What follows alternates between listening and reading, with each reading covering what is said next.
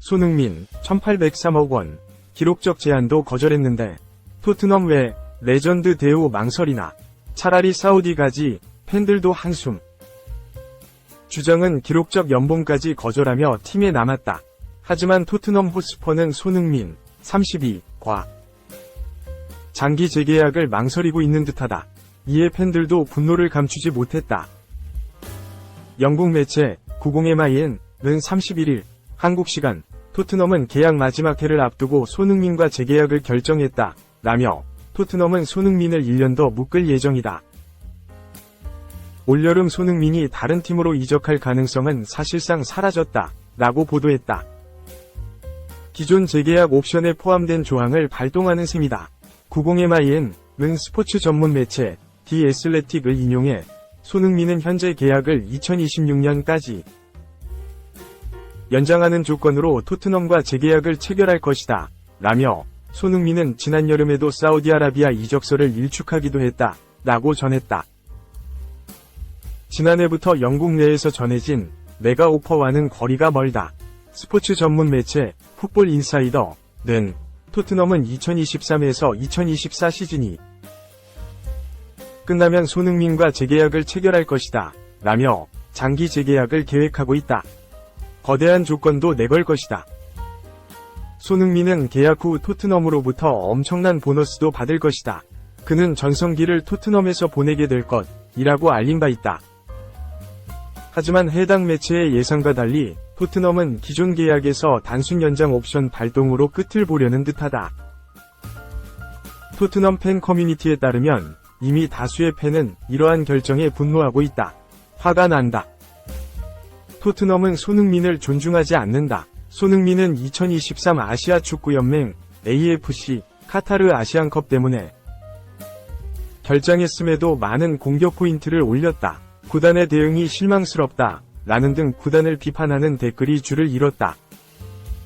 일부 팬은 손흥민을 차라리 사우디아라비아로 보내는 것이 낫다. 라며 격량된 반응을 보이기도 했다. 실제로 지난 시즌부터 손흥민의 사우디아라비아 이적설이 제기된 바 있다. 정보를 등에 업은 사우디아라비아 구단들은 엄청난 연봉을 제시해 유럽리그 스타들을 쓸어 모으고 있다. 실제로 스포츠 전문 매체 ESPN은 소식통에 따르면 손흥민은 3천만 유로 상당의 4년 계약을 제안받았다. 라고 알린 바 있다. 하지만 손흥민은 총액 1억 2천만 유로, 약 1803억 원에 달하는 천문학적인 금액을 거절했다. 여전히 최상위 리그에서 경쟁을 꿈꾸고 있다. 손흥민은 사우디아라비아 이적설에 대해 돈도 중요하지만 내 꿈은 잉글랜드 프리미어리그 EPL에서 뛰는 것이다. 라고 힘주어 말했다. 2023에서 2024 시즌 앙제 포스테코글루 59 신임 감독 체제에서 손흥민은 구단 사상 첫 아시아인 주장직을 맡았다. 시즌 초반부터 득점포를 가동하며 토트넘의 상위권 경쟁을 이끌었다. 9월에는 이달의 선수상을 받으며 빛났다.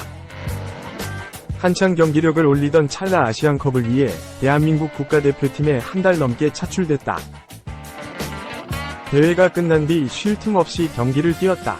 4위 싸움이 절실했던 토트넘을 위해 계속 경기를 소화하는 수밖에 없었다. 시즌 내내 고군분투한 손흥민은 17골 10도움이라는 호성적을 냈다.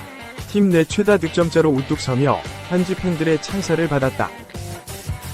하지만 토트넘은 손흥민의 재계약에 다소 미적지근하게 반응하고 있다. 혼란 팬들이 구단을 비판하고 있는 실정이다.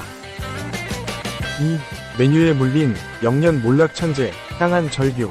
벨링엄급이었을 텐데 오른쪽 화살표 분데스에선 나으니까 BVB 1년 더 하자.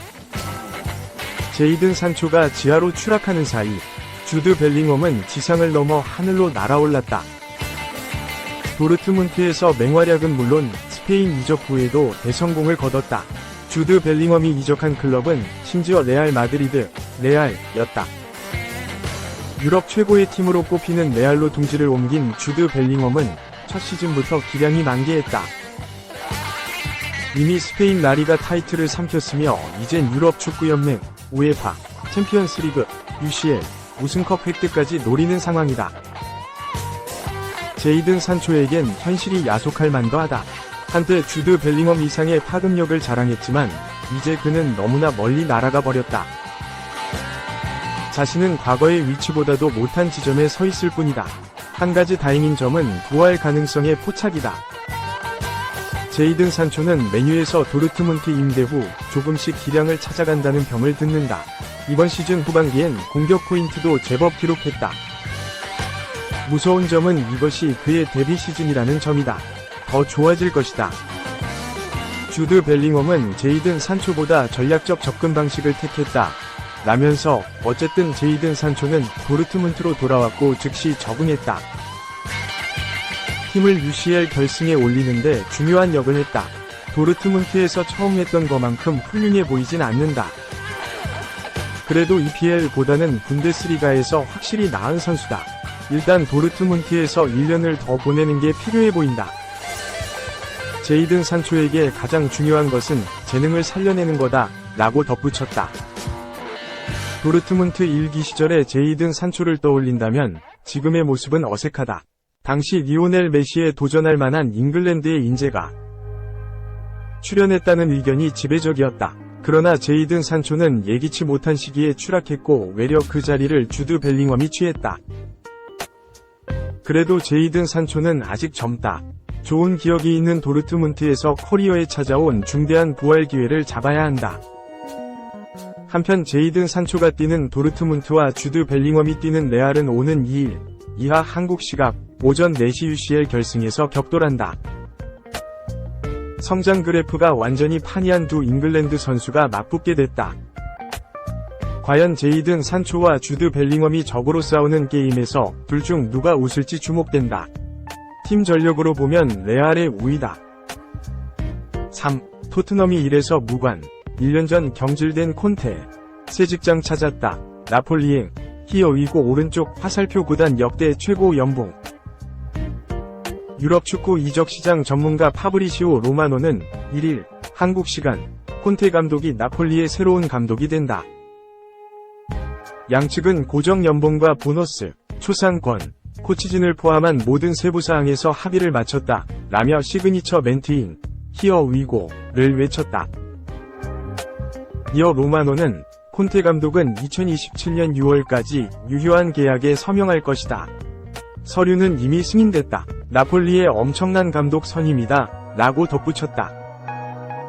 스카이 스포츠 이탈리아에 따르면 나폴리는 콘테 감독을 데려오기 위해 구단 역대 최고 연봉까지 제시했다. 매체는 콘테 감독이 3년 계약으로 새로운 나폴리 사령탑이 될 예정이다. 그는 한 시즌에 600만 유로, 약 90억 원 상당을 받게 된다. 이로써 콘테 감독은 보너스까지 더해 나폴리 역사상 가장 높은 연봉을 받는 감독이 될 것이라고 설명했다.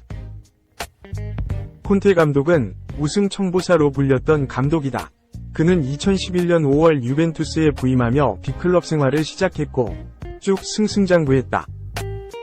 첫 시즌부터 세리에 A를 제패하더니 리그 3연패를 기록했고 유로 2020에선 이탈리아 대표팀을 이끌고 준우승을 차지했다.